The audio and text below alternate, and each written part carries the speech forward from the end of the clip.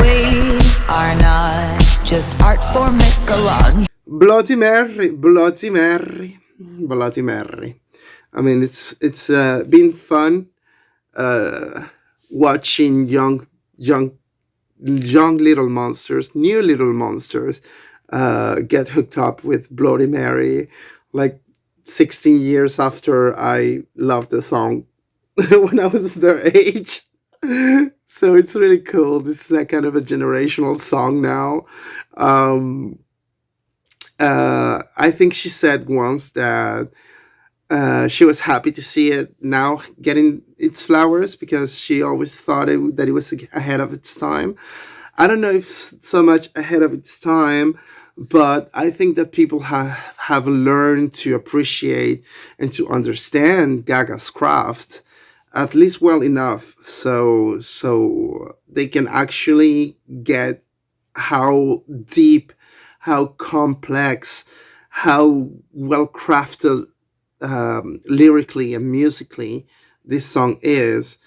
And and I think that they just, for instance, they just learned how to appreciate those incredibly campy but very Gaga moments, like the Gaga Gaga. It's a I mean,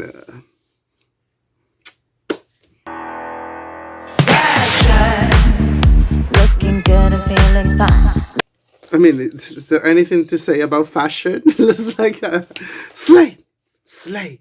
It's like, oh, come on! Like the whole song, the whole construction of the song is camp perfection. You cannot hear this song without imagining. I don't know if maybe she had foreseen that Met Gala entrance that she did when she did it. You know, the camp Met Gala, because that's very much what fashion is. It has this very tongue in cheek, this very sort of tone to it, but at the same time, it's really serious. It's very serious. You can. It's camp because it takes itself very serious, even though it's very funny. It's very silly at the same time, and even the fact that it's taking itself so seriously, what makes it sillier, you know? It's great. I mean, the music, the piano arrangements that are very Elton John about it, and the general vibe, to me, it sounds very much like a David Bowie song. I just exquisite, exquisite.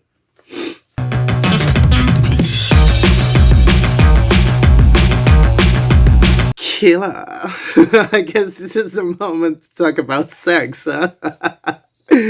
Wow, Killer just blew my mind when I heard it for the first time, and now after hearing it so many times, um, what first hooked me about it was the sex vibe. You know, that whole sexual innuendo and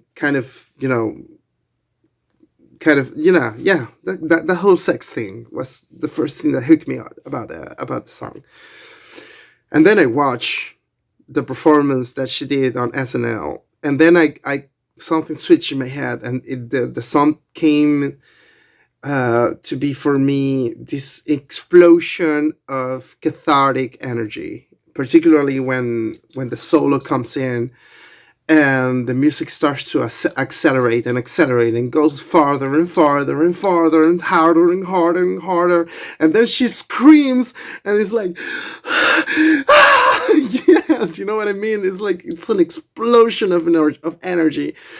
It's what an amazing song. The Gesaffelstein just, I mean, how the fuck did he do all of those instruments on a PC? According to Gaga, only the guitar is the only like physical instrument. The rest was programmed by Gesaffelstein on a PC. Do you understand that? How fucked up that is? It's just amazing.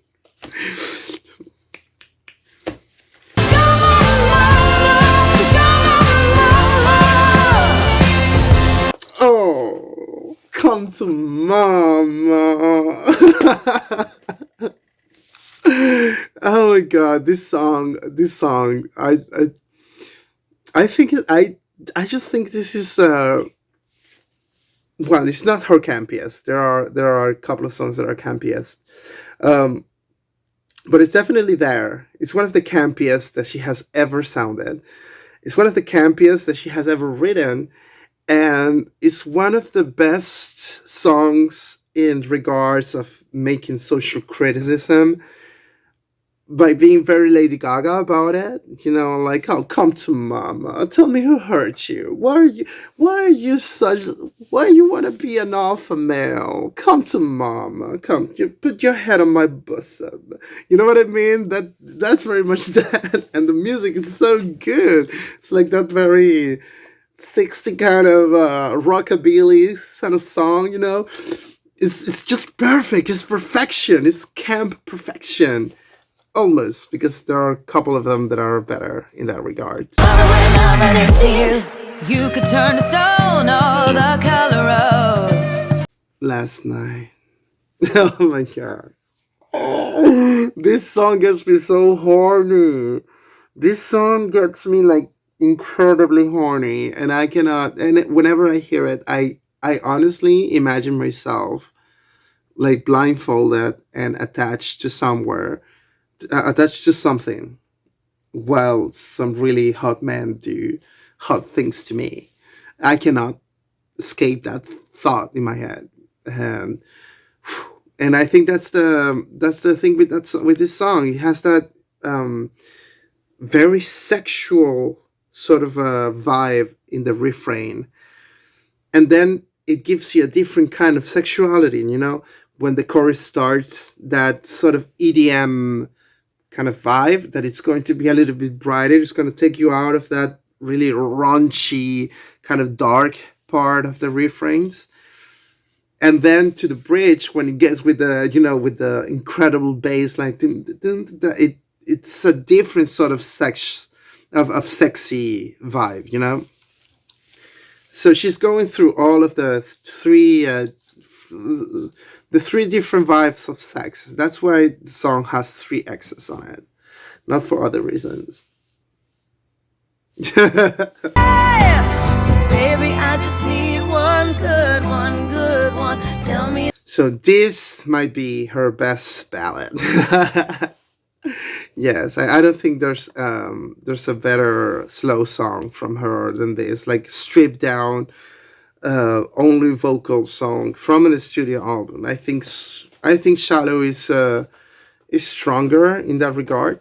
But from all her studio albums, I think this is her best ballad. It's very raw and it's very real. It sounds very real. It sounds incredibly authentic. Like "Die with a Smile." That's what it makes it work. It's not the fact that, oh, she used that key, she used that note. No, no, no. No, it's that she was singing for real. What she's saying in the song, she felt it, and you can hear it, and you can hear that sort of stuff. You know when it's real, and I think it's very real in this sense. It's such an amazing display of emotion and emotivity and vulnerability. Beautiful.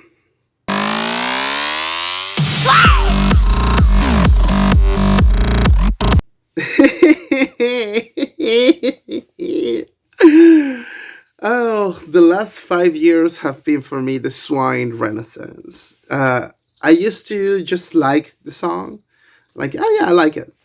But now I'm absolutely obsessed with it. I am completely and utterly obsessed with Swine, and I cannot help to think, with the incredibly aggressive and corrosive sort of sound that she explored on that song, particularly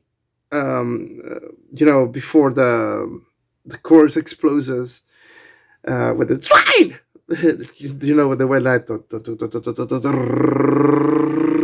that builds up, that build up.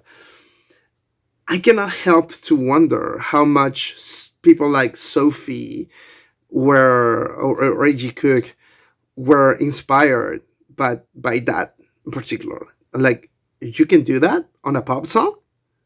you like you can go there. You can be this aggressive, this acid, this corrosive, this violent, even.